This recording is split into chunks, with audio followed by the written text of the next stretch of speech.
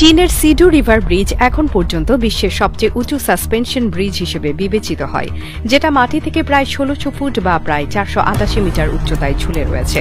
এই ব্রিজ চীনের গভীর পর্বতমালার উপর দিয়ে তৈরি হয়েছে, যেখানে আগে এক পাহাড় থেকে অন্য পাহাড়ে যেতে ঘণ্টার পর ঘণ্টা লেগে যেত, কিন্তু এখন এই ব্রিজের কারণে সেই দূরত্ব কয়েক মিনিটেই পাড়ি দেওয়া সম্ভব হয়েছে।